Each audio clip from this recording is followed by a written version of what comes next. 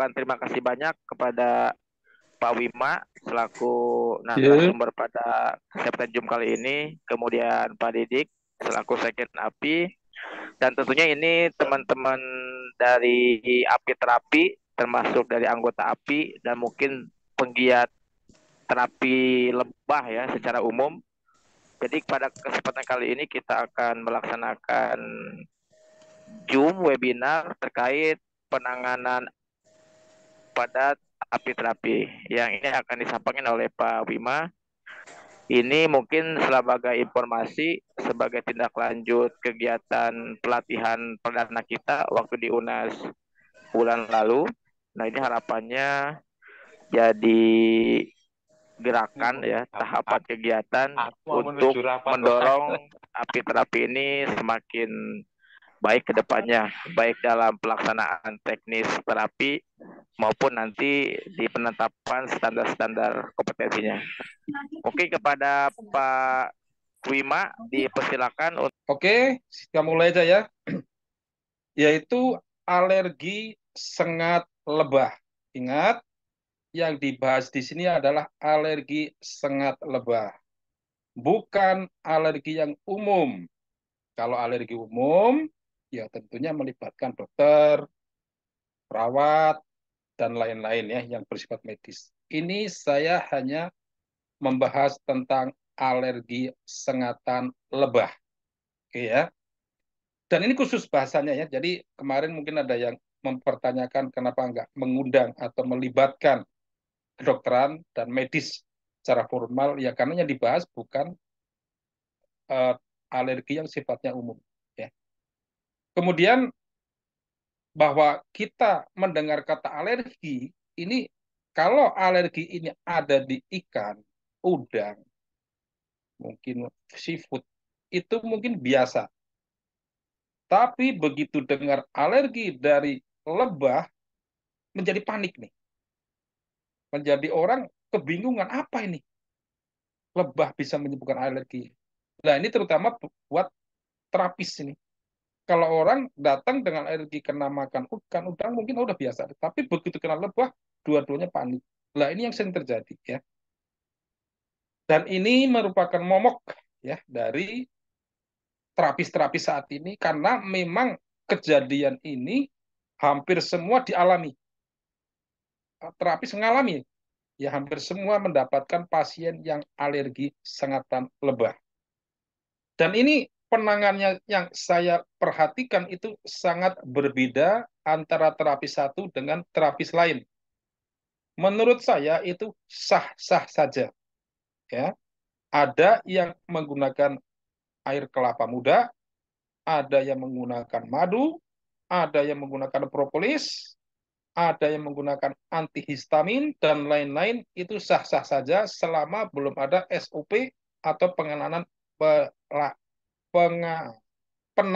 yang baku. Justru disinilah kita di Perhimpunan Apiterapi Indonesia membuat sesuatu yang baku yang nanti akan diterapkan ke semua. Syukur-syukur ke semua apiterapi seluruh Indonesia, biar standarnya sama, biar pasien juga tidak bingung menanganinya. Walaupun nanti ada masukan, pengurangan, penambahan di apa yang saya ceritakan, ini sangat logis. Karena yang akan saya ceritakan ini, pengalaman saya lebih dari 20 tahun di bidang apiterapi. Oke, perlu diketahui bahwa prosentase terjadinya alergi sengat lebah itu hanya 1-10%, Pak. Sebetulnya lebih tepatnya sekitar 2,5%, Pak. Kecil, ya. Nanti ada informasi lagi dan akan pulih setelah 3-4 jam. Ya, ini perlu diinformasikan untuk menenangkan para pasien. Karena mereka kalau alergi dengan sesuatu biasa, begitu dengan terapi lebah akan panik, akan bingung. Ya. Nah, inilah jenis-jenis alergi. Ini saya akan bicara secara umum dulu, Pak ya. Secara umum, yang pertama alergi dari makanan. Biasanya ikan, telur, udang ya. Ada 100 orang nih, ada satu aja yang aneh. Gatel kayak biduran, kayak waduh dan macam-macamnya. Kemudian alergi dari inhalasi, yaitu alergi menghirup.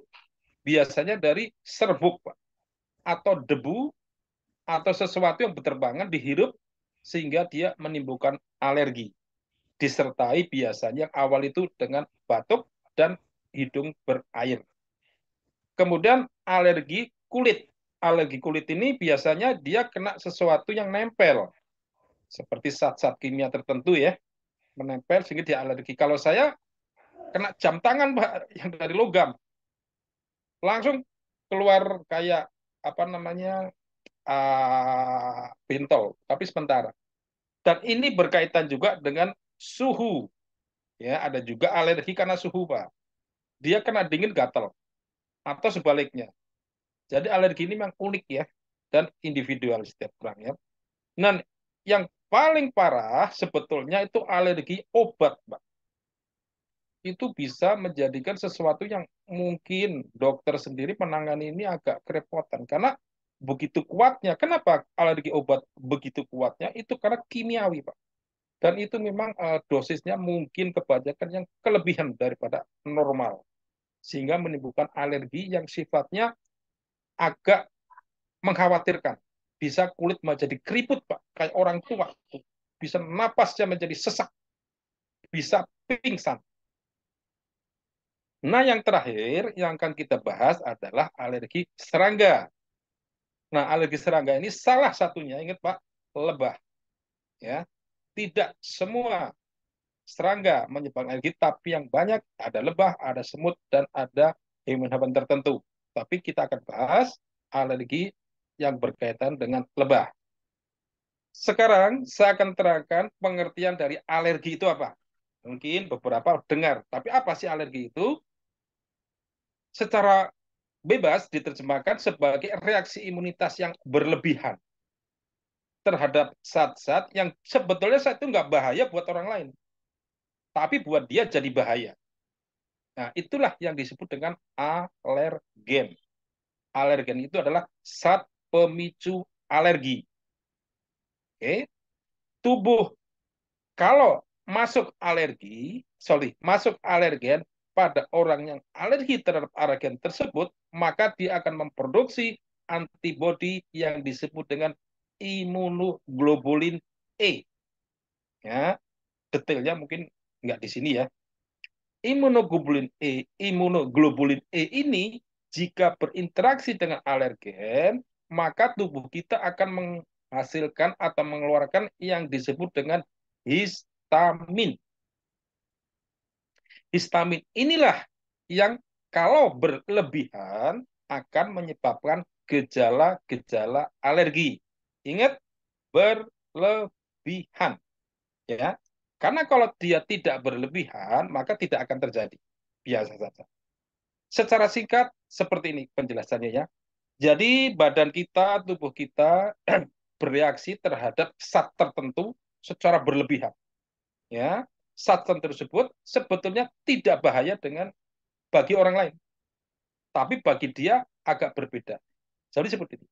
Alergen, misalkan masuk ke dalam tubuh kita, maka respon dari tubuh kita mengeluarkan antibodi imunoglobulin E. Nah, jika imunoglobulin ini dengan alergen berinteraksi, maka badan kita, tubuh kita mengeluarkan atau melepaskan namanya histamin. C5H9N3 rumus kimianya. Ini sangat populer sekali nih di kedokteran. Nah, tadi sudah saya terangkan bahwa histamin ini kalau tidak berlebihan, nggak ada masalah, Pak. Yang bermasalah kalau berlebihan. Jika tidak berlebihan, malah dia bermanfaat. Contohnya, untuk merespon infeksi dan luka. Luka kita bisa cepat sembuh, infeksi kita bisa atasi. Itu respon dari salah satunya histamin, Pak. Oke. Kemudian di bidang pencernaan, histamin itu akan menghasilkan atau memicu terjadinya sekresi asam lambung sehingga makanan kita bisa dicerna. Ya, ini fungsi-fungsi yang normal. Kemudian berfungsi sebagai neurotransmitter atau terutama di sistem saraf pusat. Jadi yang menghubungkan, Pak. Jadi beberapa kendali yang ada di otak itu bisa bekerja dengan adanya histamin karena dia berfungsi neurotransmitter. Oke. Kemudian juga untuk keseimbangan dari cairan. Darah tidak terlalu kental, tidak terlalu encer. Cairan dalam tubuh lainnya, lendir-lendir ini diatur oleh histamin. Oke. Dan yang berikutnya yaitu reaksi terhadap alergi. Ya, ini yang akan kita bahas ya. Ya, ada alergi, dia merespon. Ya. Karena histamin ini berfungsi bagus, maka memang diperlukan. Dia secara keseluruhan, histamin ini sebagai mediator aja, Pak. Antara proses-proses yang ada di dalam tubuh, proses kimiawi, Pak ya. Itu mediatornya adalah histamin. Nah, seperti ini ya. Jadi dia membuat proses dalam tubuh menjadi berjalan sesuai dengan ketentuan dari tubuh tersebut normal. Nah, sel histamin ini diproduksi di berbagai tempat di dalam tubuh, Pak. Contohnya di sel mast atau mast sel kalau bahasa ini. Ini ada di kulit, Pak. Saluran pencernaan, pernapasan, dan jaringan-jaringan. Ini banyak nempel di jaringan-jaringan. Ya. Kemudian di basofil. Basofil salah satu dari komponen sel darah putih. Makanya kalau terjadi alergi, sel darah putih sedikit bekerja itu, Pak, karena ada basofil di situ. Ya. Kemudian di kelenjar adrenal. Ya. Kelenjar adrenal ini sebagian kecil, tapi di kedokteran ada namanya epinefrin. Itu sebetulnya ya kelenjar hormon adrenal juga hampir sama. Ya. Itu biasa untuk mengatasi alergi yang berat diinjeksi. Nah, produksi yang banyak, produksi yang sangat berpengaruh adalah yang ada di dalam otak, Pak, di sistem saraf tadi. Karena kalau dia tidak produksi bagus, kita bisa kehilangan kesadaran sehingga jalannya ngaco, ya. Jadi apapun yang dilakukan ngaco karena di saraf otak terganggu. Kemudian ada sel interleukin amofin. Ya, ini sebetulnya ada di saluran pencernaan. Jadi histamin diproduksi di situ. Kemudian karena banyaknya tubuh yang memproduksi, ini beberapa di antaranya Pak, sebetulnya masih ada ya. Karena banyaknya tubuh yang memproduksi histamin, maka histamin itu responnya dalam tubuh itu banyak, Pak. Contohnya kita kena alergi itu responnya ada di kulit, ada di mulut, ada di pencernaan, ada di pernafasan, bahkan sampai yang di otak. Ya, kalau di otak itu bisa sampai kehilangan kesadaran. Oke. Nah, ini kalau histamin itu berlebihan, inilah yang menyebabkan ini. Dia berlebihan memproduksi histamin, maka yang terjadi adalah gejala-gejala alergi. Ya, seperti yang kita lihat selama ini, karena kelebihan produk histamin di dalam tubuh. Nah, yang paling sering terjadi atau yang paling gampang dilihat itu ruam kulit, Pak. Jadi bintik-bintik ya. Itu biasanya indikator pertama itu, Pak. Disertai dengan gatal-gatal. Itu indikator pertama. Kemudian hidungnya merasa mulai tersumbat. Matanya mulai berair, gatal. Kalau misalkan pasien itu dia udah alergi pasti. Bersin-bersin juga, batuk, bahkan sampai sesak nafas. Dari gejala alergi yang paling perlu diperhatikan adalah yang terjadinya anafilaksis. Ya, anafilaksis ini memang jarang terjadi, Pak ya. Kalau di lebah jarang, tapi kalau terjadi ini bisa mengancam jiwa. Anafilaksis ini. Anafilaksis itu adalah reaksi alergi yang parah, banyak dan terjadinya mendadak. Ya, tidak butuh waktu, biasanya cepat sekali dan ini bisa mengancam mengancam jiwa. Oke. Nah, pelepasan besar-besaran dari histamin ini atau dan juga zat kimia lainnya menyebabkan gejala alergi yang sangat serius, Pak. Ya, ini yang sangat ditakuti bahkan di kalangan medis pun mengkhawatirkan bila terjadi anafilaksis. Anafilaksis ini sebetulnya di bidang perlebahan itu jarang, Pak. Nggak usah khawatir, jarang. Tapi kadang-kadang terjadi juga. Paling yang terjadi itu adalah alergi yang biasa saja. Gatal, kulit merah, ya sedikit berkeringat, tapi biasanya diatasi langsung bisa selesai. Nah, kenapa anafilaksis bisa terjadi di perlebahan atau apiterapis? Biasanya itu melanggar prinsip terukur dan teratur. Ingat bahwa terapi lebah itu ada prinsip yang disebut dengan terukur dan teratur. Terukur itu dari jumlah sengatan. Awalnya jangan terlalu banyak ya, paling 1 sampai 3. Nah, disinilah kalau dilanggar biasanya terjadi alergi yang sifatnya anafilaksis. Ini yang bahaya. Kemudian teraturnya ini adalah periodik. Biasanya penyangatan lebah dengan periodik kecil kemungkinan terjadi alergi. Karena apa? Tubuh akan menyesuaikan. Memang ada yang mengatakan bahwa sekali alergi akan seterusnya. Di lebah ternyata tidak. Nanti ada keterangannya. Faktor lain penyebab anafilaksis karena sengatan lebah karena dia mengkonsumsi alkohol dan juga pemakai narkoba.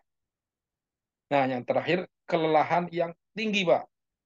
Kelelahan tinggi, dia tidak makan, langsung sengat atau capean, kelapar yang sangat ekstrim bisa menyebabkan anafilaksis karena disengat lebah. Di dunia medis memang hal yang langsung dilakukan bila terjadi anafilaksis adalah injeksi epinefrin.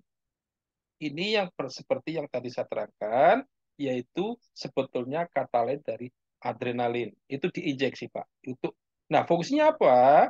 Itu untuk membalikkan gejala atau yang mengancam nyawa, seperti pembengkakan tenggorokan, itu yang sering tuh bahaya itu karena menutup saluran nafas. Yaitu menjadikan kesulitan bernafas dan penurunan tekanan darah.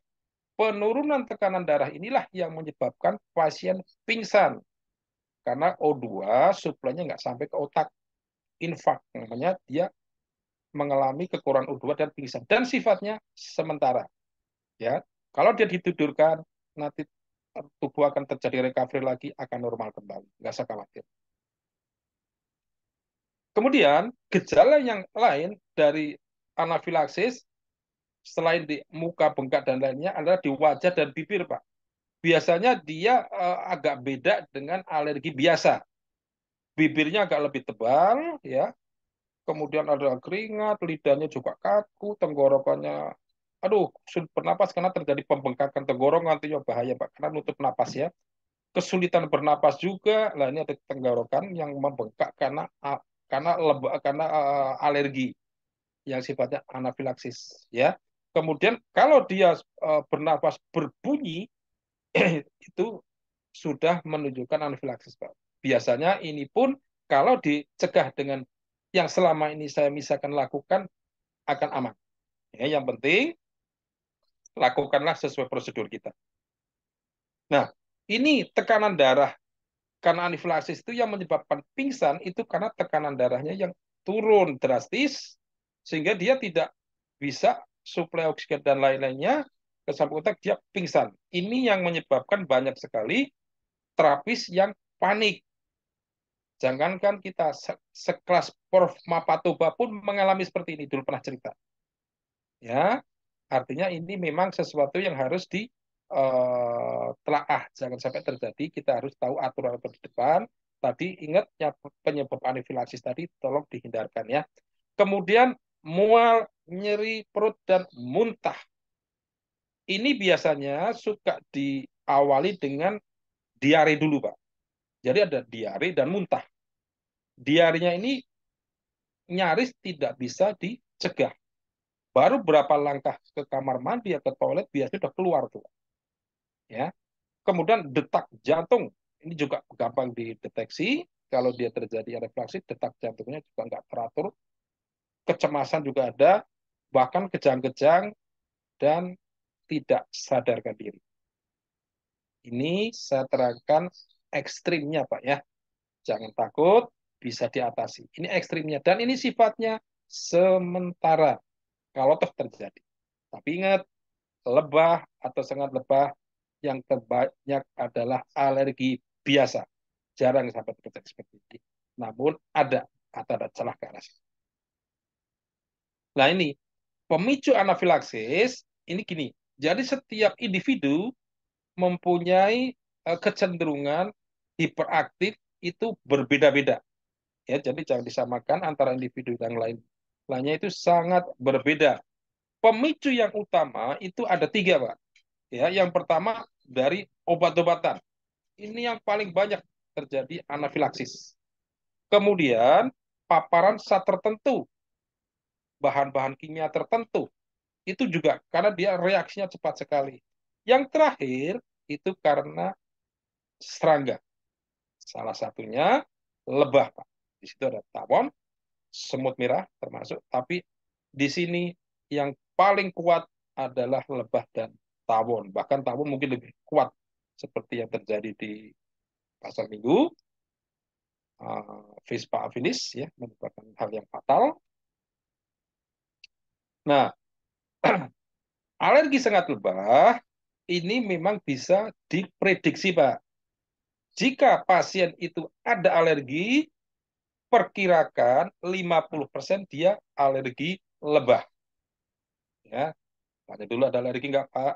Ada alergi apa? Kalau udah ada alergi ini, kemungkinan 50% dia alergi lebah. Ya. Tapi kalau dia tidak alergi, bukan berarti alergi lebah aman. Masih ada sekitar 1-10%. Ya. Jadi jangan merasa bahwa dia tidak alergi sesuatu atau saat tertentu terus alergi lebah, enggak. Masih ada kemungkinan. Ya. Dan waktunya biasanya hanya 3 hari. Artinya, kalau setelah disengat 3 hari aman, biasa kesannya aman terus. Biasanya ya. Oke, lagi nih caranya, Pak. Jika kita ketemu pasien dan dia menyatakan ada riwayat alergi, dia udah bicara di awal, Pak, saya alergi ikan, saya alergi udang, saya alergi telur. Nah, ini harus menjadi catatan di status pasien kita atau kartu status pasien kita dicatat. Kalau seperti ini, maka titik sengatnya adalah di titik LI 10. Susan Lee. Memang kalau dilihat dari segi amannya, titik ini sangat aman, Pak ya. Ada Susan Lee, ada Susan Lee, agak beda sedikit.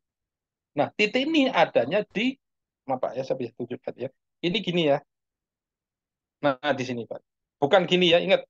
Kalau gini bahaya, Pak, di sini. Ini ada nadi, ya. Jadi gini nih. Ininya gini, Pak ya, ingat. Adanya di sini ya. Jangan kebalik ya. Jangan kebalik. Nah, kalau sudah disengat di situ, ajak ngobrol pasien, Pak.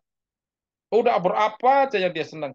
Kalau dia jawabannya tidak nyambung, Pak, dia ngobrol sambil kukur-kukur, sambil gelisah. Nah, itu menandakan udah awal gejala dari alergi, Pak. Kalau sampai terjadi seperti itu, disarankan pasien jangan pulang dulu, Pak. Ditahan 3 jam. Kenapa? Kalau mereka rawat inap nggak ada masalah. Kayak Pak Tanto yang di Sragen. Tapi kalau misalkan di Cibubur kan bukan nggak rawat inap. Tahan dulu. Kenapa? Kalau dia pulang bisa terjadi sesuatu di jalan. Tahan 3 jam aja. Ya. Kenapa? Kalau dia diajak bicara nggak ngobrol, diajak ngobrol nggak nyambung, ada sesuatu. Ya, karena dia konsentrasinya udah kepecah. Oke. Nah, ini kalau 5 menit, misalkan nih, setelah 5 menit kita ngobrol tidak terjadi alergi, maka kita lanjutkan ke tahap terapi, yaitu dengan ngambil titik GV15 atau Iamen di tengkuk belakang, dan itu hati-hati, Pak ya, karena di situ ada batang otak. Ya, kita hati-hati mengambil itu, tapi aman karena jalannya agak jauh, cuman harus hati-hati jumlahnya, jangan lebih dari satu di titik itu, kecuali agak turun ke bawah, nanti masuk ke cervix. Cervix itu nggak berbahaya. Nah, gimana kalau dia dari awal tidak ada riwayat alergi. Nah, ini bagus juga. Pak, saya nggak ada alergi apa-apa dari dulu.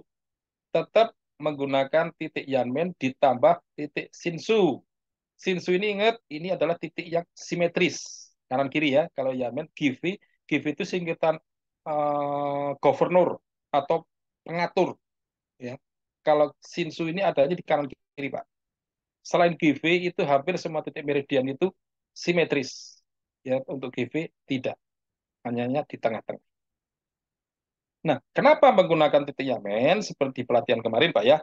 Up ini untuk tes apakah pasien alergi dengan sengatan atau tidak. Tetap dites, Pak. Untuk awal-awal ini tetap harus dites. Oke? Karena bisa juga dia nggak alergi sesuatu, tapi alergi dengan lebah. Kemudian seberapa besar daya tahan tubuh pasien itu. Karena beberapa orang itu setelah disengat meriang, menggigil, atau nggak nyaman. Itu menunjukkan bahwa daya tahan tubuh kurang fit, Pak. Tapi bukan alergi. Secara globalnya seperti ini, Pak. Alergi itu tubuh menolak, ya, sehingga menimbulkan respon yang seperti tadi gejala-gejalanya. Ada gatal, ruang mukanya jadi merah, dan lain-lain. Sedangkan daya tahan tubuh turun, itu tubuh menolak demam, meriang, sorry, tubuh menerima tapi tidak kuat. Sehingga terjadi pertentangan dua ini, tubuh kalah, dia demam responnya. Tapi tidak alergi. Dan ini sifatnya setiap pasien atau orang itu naik turun, Pak. Kadang hari ini nggak demam, mungkin lusa demam. Karena mungkin tidak, tubuhnya lagi turun. Kadang sekarang demam, lusa enggak. Atau sebaliknya. Tapi kalau alergi biasanya terus. Karena tubuh nolak terus. Kecuali ada hal tertentu yang nanti akan diterangkan biar nggak terjadi alergi. Sama Pak perlakuannya ya. Walaupun dia tidak ada alergi, tetap perlakuannya sama. Ya, diajak ngobrol dulu, jawabannya nyambung atau enggak. Kalau enggak nyambung, ditahan di klinik. Kalau nyambung langsung terapi ke titik-titik berikut. Jadi perlakuannya untuk pasien awal, walaupun ada alergi atau tidak itu sama. Ingat sama Pak ya. Nah ini jika pasien terjadi alergi. Hal yang pertama kali harus terapis lakukan adalah jangan panik. Ingat, panik di kita akan lebih panik ke pasien. Mengakibatkan rasa kecemasan kepanikan ini malah memperparah. Ya, memperparah. Dia sendiri dalam keadaan kita biasa panik, apalagi kita panik. Terangkan bahwa infokan, terangkan Pak, Bu, itu nanti dalam waktu 3 sampai 4 jam akan pulih.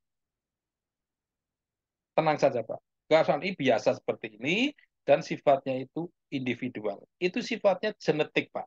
Nah, katakan gitu. Individual, genetik, tidak semua orang seperti ini. Mungkin Bapak pas lagi ini aja. Kalau kata orang Betawi, Pak, itu sifat dari sononya itu. Alergi itu. Dari sononya itu memang ada alergi. Mungkin Bapak baru tahu. Ya, kasih pengertian-pengertian sifatnya untuk mereda kepanikan. Oke.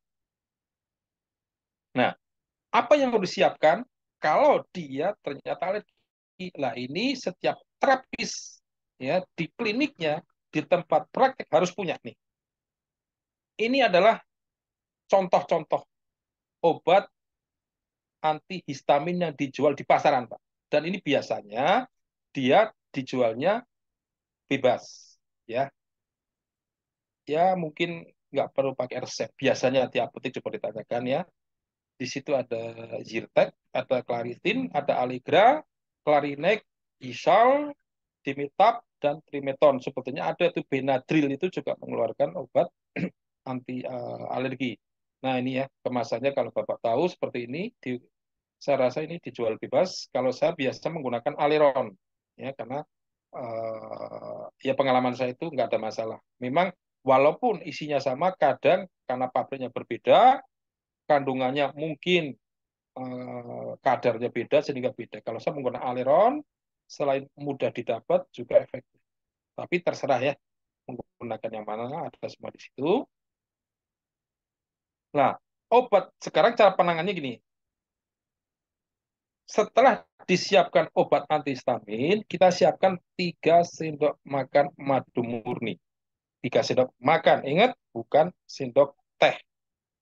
Ya, sendok makan ini madu murni dicampur dengan 1 gelas. Ini gelas blimbing ya. Mungkin apa sih namanya kalau di sini? Gelas yang segede gelas blimbing itu, bukan gelas yang besar ya. Jadi agak kecil tuh gelasnya. Ya, kalau kita bilang gelas blimbing lah. Dan dicampur dalam keadaan hangat.